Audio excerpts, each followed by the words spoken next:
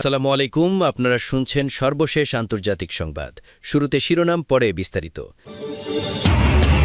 লেবাননের যোদ্ধাদের প্রধানের কড়া বার্তা, লড়াইয়ের ঘোষণা। ইরান যুক্তরাষ্ট্র উত্তেজনায়, মাঝখানে কেন ইকবাল? আমি ধর্ষক নই, ট্রাম্প। আরও জানিয়ে দিব, বড় ধাক্কা খেলেন নেতানিয়াহু। সর্বশেষ থাকছে, নিজেদের পণ্য রপ্তানিতে নিষেধাজ্ঞা দিল ইরান। এতক্ষণ শুনছেন সংবাদ শিরোনাম, এখন বিস্তারিত। তার আগে অনুরোধ থাকবে, ভিডিওতে লাইক দিন এবং ভিডিও সম্পর্কে আপনার গুরুত্বপূর্ণ মতামত কমেন্ট করে জানিয়ে দিন। লেবাননের যোদ্ধাদের কড়া বার্তা, লড়াইয়ের ঘোষণা। লেবাননের সশস্ত্র গোষ্ঠী হিজবুল্লাহর প্রধান নাঈম কাসেম জানিয়েছেন, ইসরায়েলের সঙ্গে কোনো ধরনের সরাসরি আলোচনা কখনোই গ্রহণযোগ্য নয়। তিনি প্রতিরোধ কার্যক্রম অব্যাহত রাখার ঘোষণা দিয়েছেন। সোমবার ২৭ এপ্রিল আল জাজিরার প্রতিবেদনে তার বক্তব্যটি প্রচার করা হয়েছে। সাম্প্রতিক বক্তব্যে নাঈম কাসেম বলেন, একটি সম্ভাব্য যুদ্ধবিরতি বাস্তবায়নে ইরানের ভূমিকা গুরুত্বপূর্ণ ছিল। তা সত্ত্বেও হিজবুল্লাহ তাদের অস্ত্র ত্যাগ করবে না। তার ভাষায়, আমরা আমাদের অস্ত্র ছাড়ব না। প্রতিরক্ষা ও যুদ্ধক্ষেত্রে আমাদের প্রস্তুতি প্রমাণিত হয়েছে। হিজবুল্লাহ প্রধান আরও দাবি করেন, ইসরায়েল তাদের যোদ্ধাদের অটল অবস্থান দেখে ইসরায়েল বিস্মিত হয়েছে। এই লড়াইয়ে তাদের পরাজিত করা সম্ভব নয়। তিনি সরকারের সমালোচনা করে বলেন, কর্তৃপক্ষ অপ্রয়োজনীয় ছাড় দিয়েছে। সরাসরি আলোচনার পথ থেকে সরে এসে পরোক্ষ আলোচনায় মনোযোগ দেওয়ার আহ্বান জানান তিনি। ইরান যুক্তরাষ্ট্র উত্তেজনা, মাঝখানে কেন ইকবাল? ইরানের মূল সমস্যাটা ঠিক কোথায়? দেশটি এখন রীতিমতো ফেরাউনি তর্জন গর্জনের মুখে বাড়িয়ে হুমকি দেওয়া হচ্ছে যে যুক্তরাষ্ট্রের সঙ্গে সমঝোতা না করলে ইরানকে ধ্বংস করে দেওয়া হবে। কিন্তু ইরানি নেতৃত্ব ডোনাল্ড ট্রাম্পের কোনো হুমকিকেই তোয়াক্কা করছে না। ইরানিরা না মরণকে ভয় পায়, না হার মানাকে। ইরানের সাফ কথা, আগে হরমুজ প্রণালীর অবরোধ তুলে নাও, তারপর আলোচনা। আর তা না হলে আমরা যুদ্ধের জন্য প্রস্তুত। ইরান ও যুক্তরাষ্ট্রের মধ্যকার এ অনমনীয় অবস্থানে কিছুটা নমনীয়তা আনতে পাকিস্তান অনেক চেষ্টা করেছে। লক্ষ্য ছিল দুই পক্ষকে দ্বিতীয় দফা আলোচনায় মুখোমুখি বসানো।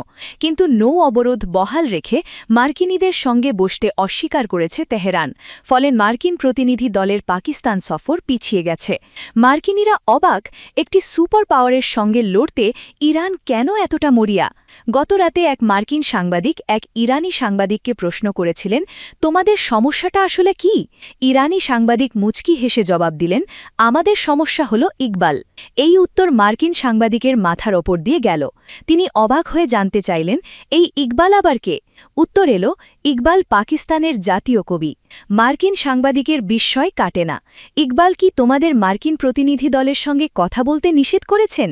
২ সপ্তাহ আগে যখন ইসলামাবাদে আলোচনা হলো, তখন ইকবাল কোথায় ছিলেন? ইরানি সাংবাদিক আর কথা না বাড়িয়ে ফোনে ব্যস্ত হয়ে পড়লেন। কৌতূহলী মার্কিন সাংবাদিক খোঁজ নিয়ে জানতে পারলেন, তিনি পাকিস্তানে আল্লামা ইকবাল এবং ইরানে ইকবাল লাহোরি নামে বিখ্যাত। এরপর সেই সাংবাদিক আমার কাছে এসে হাজির। আমি তাকে গুগলে সার্চ করতে বললাম। তিনি ল্যাপটপ খুলে দেখালেন যে অনেক খুঁজেও তিনি মেলাতে পারছেন না যে মানুষ ১৯৩৮ সালে মারা গেছেন, তার কারণে ২০২৬ সালে এসে ইরানিরা আমেরিকার সঙ্গে লড়তে চাইছে কেন। আমি তাকে বললাম, মার্কিন প্রতিনিধি দল যখন আসবে তখন বুঝিয়ে দেব। কিন্তু তিনি নাছোড়বান্দা।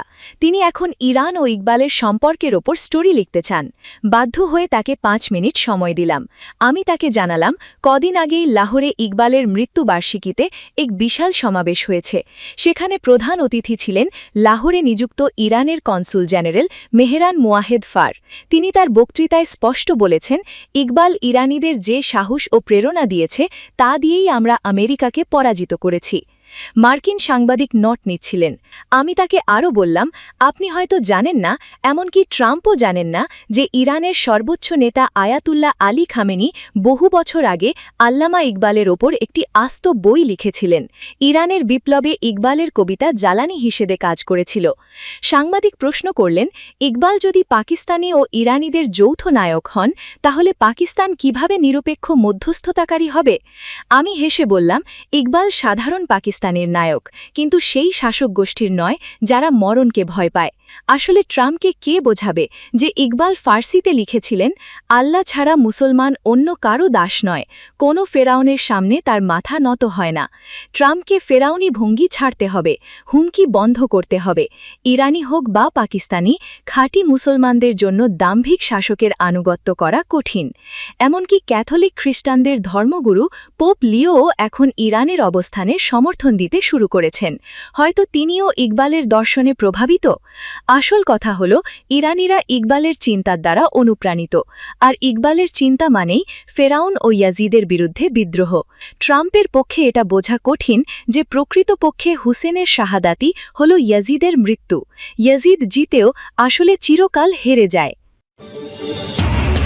আমি ধর্ষক নই, ট্রাম্প। হোয়াইট হাউস করেসপন্ডেন্টস ডিনারে হামলাকারী কোল অ্যালেন নিজের ঘোষণাপত্রে মার্কিন প্রেসিডেন্ট ট্রাম্পকে ধর্ষক, পেডোফাইল ও দেশদ্রোহী হিসেবে উল্লেখ করেছেন। হামলার চেষ্টার ঘটনার পর এক সাংবাদিক হামলাকারীর ম্যানিফেস্টো থেকে এ উদ্ধৃতি পড়ায় তীব্র প্রতিক্রিয়া জানান ট্রাম্প। সোমবার ২৭ এপ্রিল ভারতীয় গণমাধ্যম এনডিটিভির এক প্রতিবেদনে বলা হয়, হামলার পর সিবিএস নিউজের সাংবাদিক নোরা ও ডনেলকে সাক্ষাৎকার দেন ট্রাম্প। ও ডনেল ট্রাম্পকে হামলাকারীর ঘোষণাপত্র পড়ে শোনান। এরপর ট্রাম্প বলেন, আমি জানতাম আপনি এটা পড়বেন, আপনারা সাংবাদিকরা ভয়ঙ্কর মানুষ।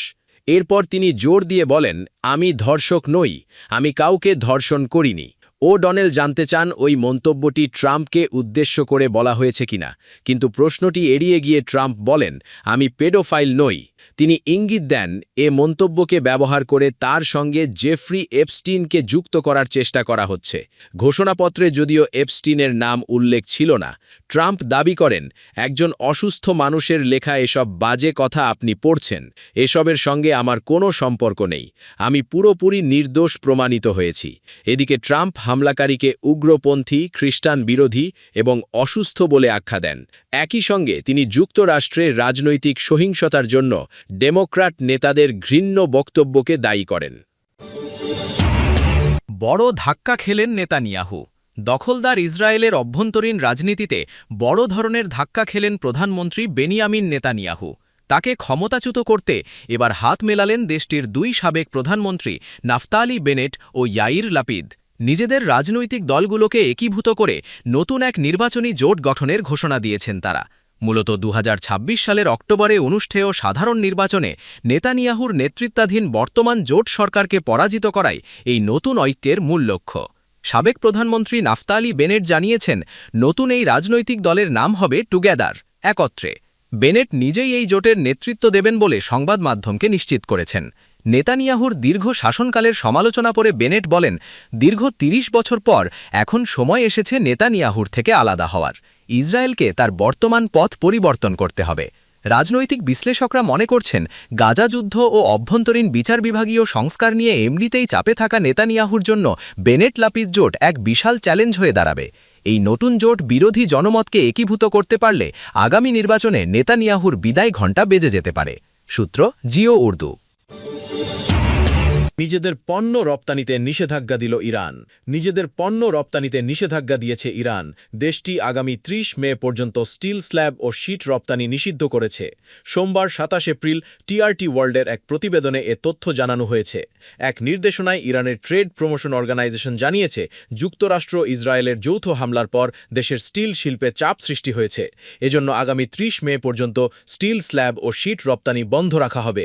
এর আগে ইরানের স্টিল উৎপাদকদের সংগঠনের এক কর্মকর্তা জানান, জরুরি ভিত্তিতে স্টিল স্ল্যাব ও হট রোল্ড শীট আমদানির পরিকল্পনা নেওয়া হচ্ছে। তিনি শিল্প প্রতিষ্ঠানগুলোকে আগামী ২ মাসের জন্য কাঁচামালের চাহিদা সতর্কভাবে ব্যবস্থাপনার আহ্বান জানিয়েছেন। এদিকে ইরান যুদ্ধ নিয়ে জরুরি বৈঠকের ডাক দিয়েছে যুক্তরাজ্য। দেশটির প্রধানমন্ত্রী এ বৈঠকে সভাপতিত্ব করবেন। আগামীকাল মঙ্গলবার ২৮ এপ্রিল এ বৈঠক অনুষ্ঠিত হবে। সোমবার ২৮ এপ্রিল ইরান ইন্টারন্যাশনালের এক প্রতিবেদনে এ তথ্য জানানো হয়েছে। প্রতিবেদনে বলা হয়েছে, ইরান যুদ্ধের প্রভাব মোকাবিলায় প্রধানমন্ত্রী প্রধানমন্ত্রী কিয়ার স্টারমার মঙ্গলবার একটি জরুরি প্রতিক্রিয়া কমিটির বৈঠকে সভাপতিত্ব করবেন। তিনি ট্রেড ইউনিয়নের সদস্যদের উদ্দেশ্যে দেওয়া এক বক্তৃতায় বলেন, আগামীকাল আমি কোবরা বৈঠকে সভাপতিত্ব করব। বৈঠকে ব্যাংক অফ ইংল্যান্ডেরও প্রতিনিধিরা থাকবেন। সংকটে কর্মজীবী মানুষের পাশে থাকতে করণীয় নির্ধারণ করতে এ বৈঠকের আয়োজন করা হয়েছে। অন্যদিকে পাকিস্তান ও ওমান সফরের পর এবার রাশিয়ায় গিয়েছেন ইরানের পররাষ্ট্রমন্ত্রী আব্বাস আরাগচি। রাশিয়ায় নেমেই যুক্তরাষ্ট্রকে এক হাত নিয়েছেন তিনি। স্থানীয় সাংবাদিকদের আরাগচি বলেন, যুক্তরাষ্ট্রের অতিরিক্ত চাহিদার কারণেই ইসলামাবাদে শান্তি আলোচনা ব্যর্থ হয়েছে। আরাগচির টেলিগ্রাম চ্যানেলে শেয়ার করা একটি ফার্সি সাক্ষাৎকারে দেখা যায়, সেন্ট পিটার্সবার্গে নেমে তিনি জানান, মধ্যপ্রাচ্যের যুদ্ধ নিয়ে রুশ মিত্রদের সঙ্গে আলোচনা করবেন তিনি। রাশিয়ায় সাংবাদিকদের তিনি আরও বলেন, কোন কোন শর্ত সাপেক্ষে আলোচনা অব্যাহত থাকতে পারে সেটি নিয়েও কথা হয়েছে। বর্তমানে ইরানের হরমুজ প্রণালী বন্ধ রাখার বিষয়টিও উল্লেখ করেন ইরানের এই পররাষ্ট্রমন্ত্রী। তিনি বলেন, এই গুরুত্বপূর্ণ জলপথ দিয়ে নিরাপদ চলাচল একটি বৈশ্বিক উৎস এবং ওমান সহ প্রতিবেশী দেশগুলোকে এই প্রণালীতে তাদের পারস্পরিক স্বার্থ রক্ষায় ঘনিষ্ঠভাবে কাজ করার আহ্বান জানানো হয়েছে। ইরান পণ্য রপ্তানি নিষেধাজ্ঞা বাণিজ্য